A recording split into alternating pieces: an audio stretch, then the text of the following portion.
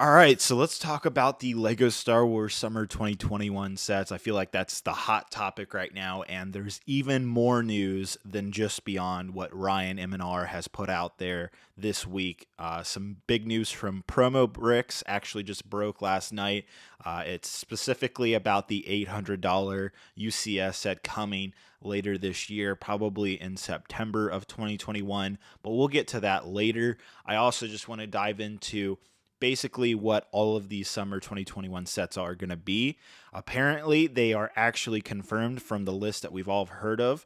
Ryan came out with the list, but it's been kind of spread out everywhere. So, what is that list? Here it is. I'm putting it on the screen right now. This is the rumored list, and it's confirmed. I actually had my own source confirm it. Apparently, Ryan's source went to my source to verify to that source whether the list was legit or not. So that's kind of funny. But basically, this is actually a all but confirmed list. This actually is happening, which is pretty crazy.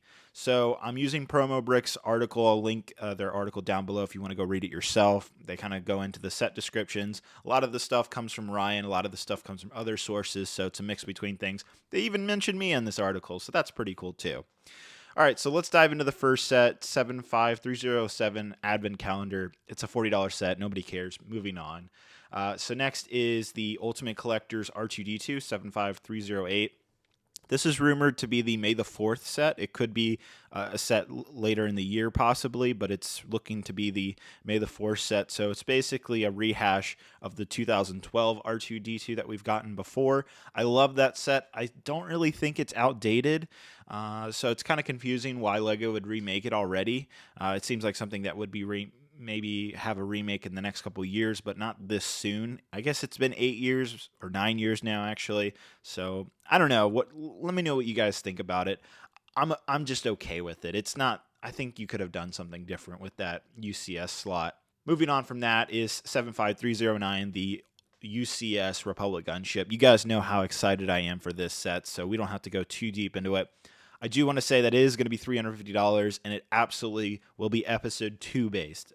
All UCS sets are based off whatever their movie counterparts are. So obviously this is a episode 2 style UCS set. Expect episode 2 figures. So that's Anakin, Obi-Wan, Padme, maybe 2 pilots with a redesigned helmet, and then possibly a few clone troopers, but don't expect anything past that in terms of minifigures. I expect the set to be pretty big, sizably bigger than the regular playset gunship, and I think it's going to be brilliant. So I can't wait for that to come out.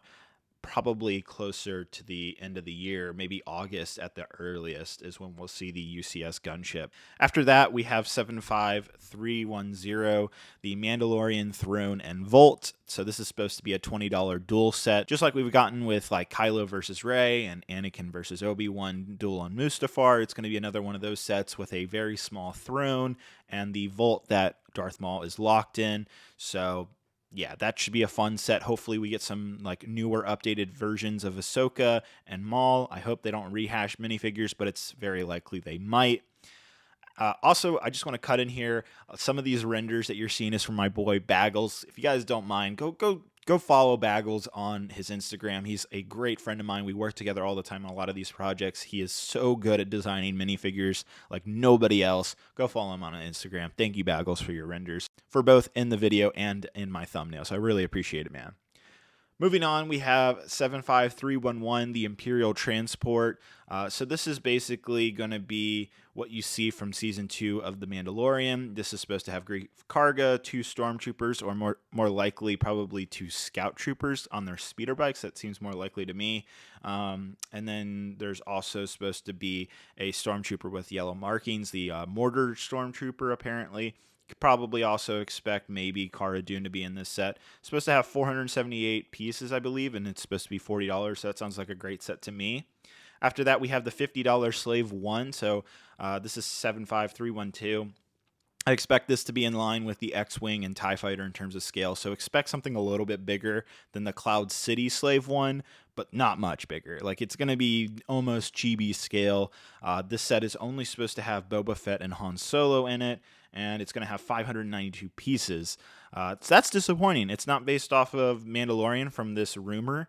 I hope that's not true. I would like a Mandalorian Season 2 Boba Fett armored Boba Fett. So I hope that happens, but it looks like it's going to be actually based off the movie. So that's a little unfortunate. And then after that, we have 75314, the Bad Bat Shuttle. So this is rumored to be $100, 969 pieces, which is quite high for a $100 set.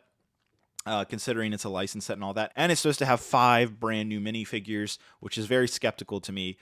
It's basically the entire Bad Batch, so that's Hunter, Wrecker, Crosshair, Tech, and Echo as well, which is surprising. Honestly, it's kind of hard to believe that. Personally, I feel like LEGO would go Knights of Ren with the Bad Batch, where you might get 2 or 3 figures in the Bad Batch shuttle, and then you have to complete the Bad Batch shuttle with like another set to get the other 2 members of the Bad Batch, just like they did with the Knights of Ren.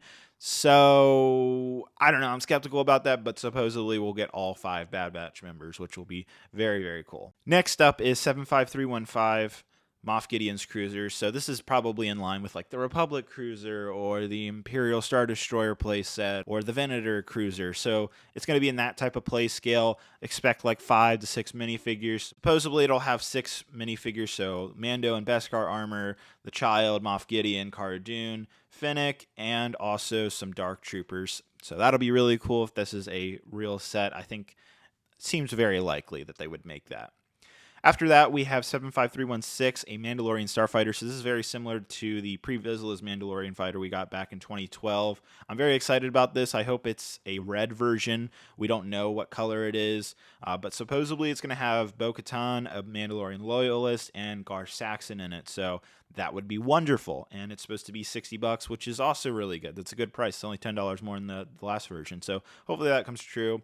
After that is 75319. This is a rumored $30 set. No information about it. Could be another mega battle pack. Don't get your hopes up, though. It would be cool to have a 212th Italian battle pack, but we'll just have to wait and see. Then there's 75369, Darth Vader's Meditation Chamber. This is supposed to be like the 18 plus Bespin dual set that we got in 2020.